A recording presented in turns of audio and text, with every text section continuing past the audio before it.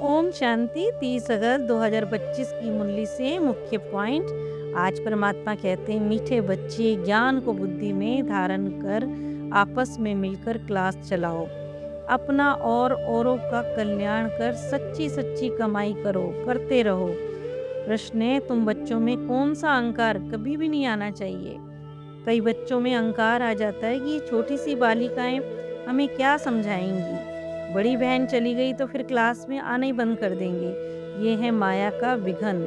बाबा कहते हैं कि बच्चे, तुम सुनाने वाली टीचर के नाम रूप में क्यों फंसते हो, क्यों नहीं उसको देखते हो। परमात्मा की याद में रहकर मुरली सुनो ना, अहंकार में नहीं आओ।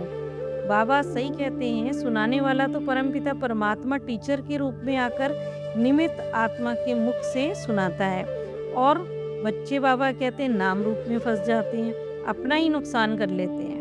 ओम शांति। जब परमात्मा कहते हैं कि मैं बैठकर अपने बच्चों को समझाता हूँ, तो सारे जिस्मानी बाप के इतने ढेर बच्चे तो नहीं हो सकते ना। ये सारे बाबा कहते रूहानी बाप के ढेर बच्चे हैं। बच्चों के लिए ही टेप, मुरली, सामग्री आदि है। अभी देखो, इस संगम पर परमात्मा इस पढ़ाई से हमें पुरुषोत्तम बनाते हैं, यानी उत्तम कार्य होता है इस समय आत्मा का। जैसे देखो, यह लक्ष्मी नारायण पुरुषोत्तम है। इस सृष्टि में उत्तम पुरुष मध्यम कनिष्ठ होते हैं। शुरू यानी आदि में तो सतयुग में उत्तम, बीच में मध्यम, और अंत में यानी कलयुग के अंत में बाबा कहते कनिष्ठ। हर चीज कनिष्ठ हो जाती है, पहले नई, फिर मध्यम और फिर पुरानी होती है। दुनिया का भी ऐसा ही है। उन्हें जिन बातों पर संशय आता है ना, शक हो जाता है, उन्हें बाबा कहते तुम्हें समझाना है। कहते हैं कि ऐसे ब्रह्मा को क्यों बिठाया है, तो उन्हें झाड़ के चित्र में जो नीचे तपस्या कर रहे हैं तो दिखलाना चाहिए वो चित्र। ये बातें समझाने वाला बड़ा ही अक्लमंद होशियार होना चाहिए। एक भी बाबा कहते हैं अगर बेअकल निकलता है ना, तो सारे बीके की बदनामी हो जाती है, वो बीके को बदनाम करवा देता है। पूरा समझाना आता नहीं है। भले ब्राह्मण आत्माएं कंप्लीट पास तो फिर अंत में ही होते हैं। इस समय 16 कला संपूर्ण नहीं है, परंतु समझाने में नंबरवार। परमात्मा से अगर प्रीत नहीं, तो बाबा कहते विपरीत बुद्धि ही ठहरे ना। इस पर भी देखो समझा सकते हो। जो बच्चे प्रीत बुद्धि हैं वो विजयंती होते हैं, और जो विपरीत बुद्धि है वह बाबा कहते विषयंती होते हैं, हो जाते हैं। इस पर कोई भी बिगड़ते हैं और कोई तो इल्जाम भी लगा देते हैं। बाबा कहते कोई झगड़ा फसाद भी मचाने में कोई देरी नहीं करते हैं। चित्रों पर बाबा कहते हैं उनको चित्रों पर समझाना चाहिए। चित्र लगाने में भी, आग लगाने भी कहीं पर भी देरी नहीं लगाते हैं, जैसे चित्रों में भी आग लगा देते हैं। परमात्मा राय देते हैं चित्रों को इंश्योर करा दो। क्रिमिनल आई यानी विकारी दृष्टि पर भी देखो बाबा रोज समझाते हैं। लोग आ जाते हैं ना क्लास में भी, तो बाबा कहते हैं विकारी दृष्टि पे भी मैं रोज समझाता हूँ। फिर लिखते भी हैं कि बाबा आपने ठीक समझाया। वो लोग समझते हैं कलयुग अभी रगड़ी पहन रहा है, यानी घुटनों के बल चल रहा है। अज्ञान की नींद में सोए पड़े हैं। कभी भी बाबा कहते हैं, कभी ये भी लगता है कि किसी भी समय महाभारत लड़ाई का समय किस रूप में भगवान होगा, उनको ये भी लगता है। अब देखो, रूप तो बताते नहीं है, पर देखो तो फिर आत्मा का अपना ही होगा, उसमें देही प्रवेश, यानी ब्रह्मा आत्मा का अपना बाबा कहते हैं उसमें ही प्रवेश करेंगे। उनको ही देखो भाग्यशाली रथ कहते हैं।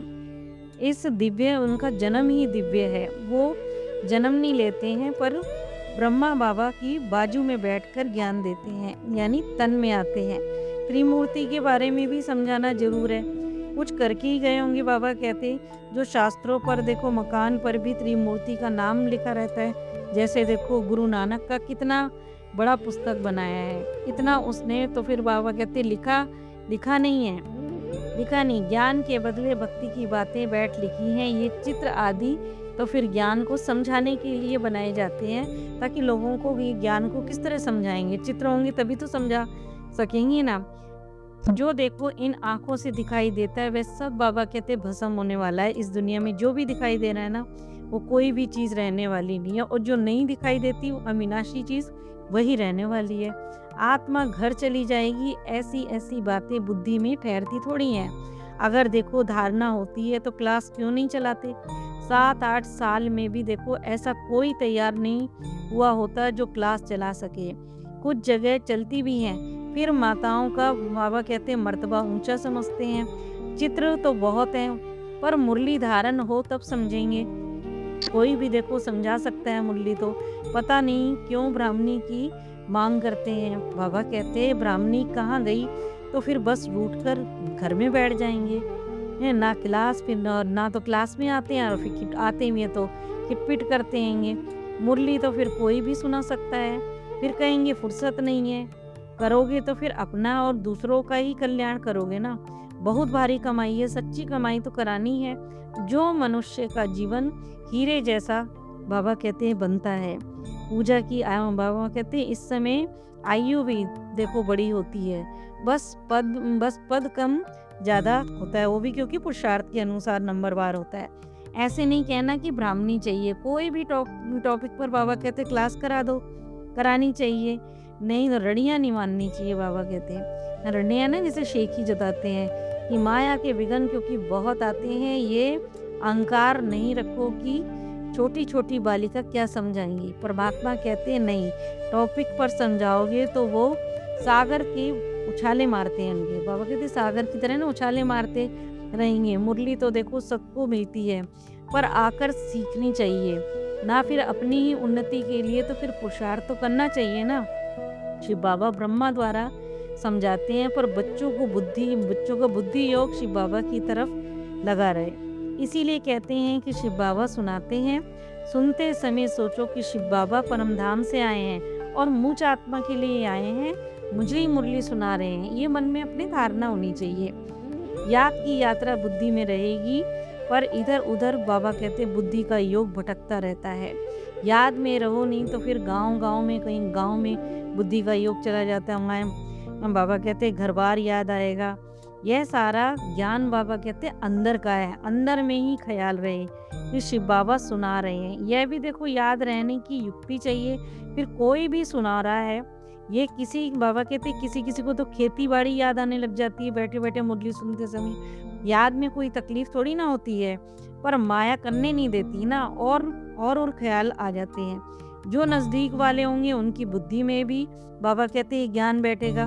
सब थोड़े ही 8 माला के दाने में आ सकेंगे। ज्ञान योग देवी गुण सब देखो अपने में देखना है, जांच करनी है कि हमारे में कोई अवगुण या फिर माया तो नहीं प्रवेश करती है, उसके वश तो नहीं हो जाते हैं हम। कोई तो देखो बहुत लालची भी बन जाते हैं, तो माया की प्रवेशता हो जाती है। भूख ही करते रहते हैं, खाऊं पेट में बुलाऊं। कोई में देखो खाने की बहुत आसक्ति होती, कमजोरी होती है ना, उसको खाने में ही दिमाग लगा रहता है। बाबा कहते खाना भी तो कायदे अनुसार ही होना चाहिए ना। ढेर बच्चे हैं, बहुत बच्चे बनने वाले हैं। बाबा कहते कितने ब्राह्मण बनने वाले हैं, ब्राह्मणियाँ बनेंगे। कहता हूँ तुम ब्राह्मण बन बैठो। माताओं को आगे रखा जाता है, क्योंकि शिव शक्ति भारत माताओं की जय कहते हैं ना। अपने को आत्मा समझो और परमात्मा बाप को याद करना है, फिर स्वदर्शन चक्र फिराते रहो। तुम ब्राह्मण हो, ये बात नया कोई भी आएगा तो वो नहीं समझ पाएगा। तुम हो सर्वोत्तम ब्रह्मा मुख वंशावली, ब्राह्मण कुल भूषण, स्वदर्शन चक्रधारी। ये भी देखो कोई नया अगर सुनेगा तो कहेंगे स्वदर्शन चक्रधारी तो विष्णु को कहते हैं। यह फिर तो देखो इन सबको कहते रहते हैं। तो बाबा कहते हैं मानेंगे ही नहीं, इसलिए नए लोगों को सभा में आने की अलाउ नहीं करते हैं परमात्मा, क्योंकि वो समझ नहीं सकेंगे और ही बिगड़ पड़ेंगे। कहेंगे कि क्या ये हम इतने बेसमझ हैं जो हमें आने नहीं दिया जाता है। क्योंकि देखो और सत्संगों में तो बहुत ऐसे हैं, कोई भी आओ जाओ, कोई रोक टोक नहीं है। वहाँ तो शास्त्रों की विद्या समझाई जाती है, शास्त्रों की बातें ही सुनाते रहते हैं। सुनना तो फिर सबका हक है। हाँ, शास्त्रों में बाबा कहते हैं सुनना सबका हक है। यहाँ तो बहुत चीज़ों की संभाल करनी पड़ती है, क्योंकि ये ज्ञान सबकी बुद्धि में नहीं बैठता है। जैसे देखा कि क्राइस्ट आया, उसने अपना धर्म स्थापन किया, इसी तरह से परमात्मा भी इस समय आसुरी दुनिया में आकर अपनी देवी राजधानी स्थापन कर रहे हैं। इसमें हिंसा की कोई बात नहीं है, काम कटारी की स्थूल हिंसा नहीं कर सकते। फिर देखो काम मूत पलीती कपड़ धोए, यानी इस समय आत्मा का मैल कपड़े की तरह से धुल रहा है, साफ हो रही, क्लीन हो रही है इस समय आत्मा, उसमें देवी गुण भरे जा रहे हैं। मनुष्य अभी भी देखो घोर अंधियारे में सोए पड़े हैं। परमात्मा उस अंधियारे को ही निकाल सवेरा करने आते हैं, इस पढ़ाई को कोई कोई तो फिर छोड़ भी देता है, तो उसे क्या कहेंगे फिर? महामूर्ख कहा जाएगा। कितना ज़बरदस्त खजाना मिलता है, पर देखो लोगों को परवाह ही नहीं है। ऐसे बाप को हर पल हमारी, जो ऐसा बाप हो जो हमारी हर पल रक्षा करता है, वो ज्ञान से ही रक्षा होती है, उसे छोड़ना चाहिए कोई?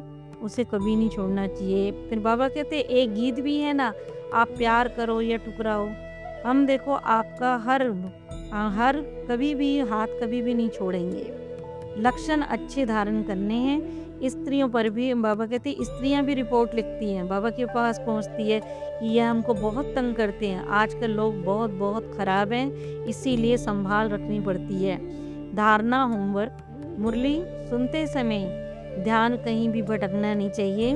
सदा ये स्मृति रहे कि शिव बाबा के महावाक्य हम सुन रहे हैं। यह भी याद की यात्रा ही है। अपने आप को देखना है कि हमारे में देवी गुण, ज्ञान, योग कितना है। लालच का भूत तो नहीं है। वही देखो माया के वश कोई विकर्म तो नहीं होता है। वरदान, निमित्त भाव से अनेक प्रकार का मैंपन, मेरापन सहज ही खत्म हो जाता है।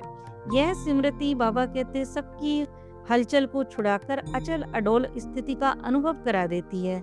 यानी बाबा कहना चाहते हैं, मैं आत्मा और मेरा बाबा, ये अनेक प्रकार के मैंपन सहज ही खत्म कर देता है, हर हलचल से छुड़ा देता है। क्यों? क्योंकि जिम्मेवार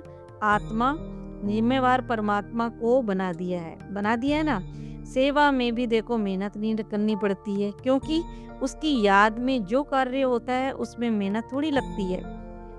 बाबा कहते उसके प्यार में ही कार्य किया ना, तो फिर क्यों नहीं। बाबा कहते निमित्त बनने वालों की बुद्धि में सदा याद रहता है, जो भी हम कर रहे हैं हमें देख और भी करेंगे। सेवा के निमित्त बनना यानी आप स्टेज पर आ गए हो, और देखो स्टेज पर जब बैठते हैं ना नीचे लोग, तो स्टेज की तरफ सबकी नज़र जाती है, तो यह स्मृति भी सेफ्टी का साधन बन जाती है। स्लोगन, सर्व बातों में न्यारे बनो तो परमात्मा प्यार के सहारे का अनुभव होता रहेगा। अच्छा, ओम शांति।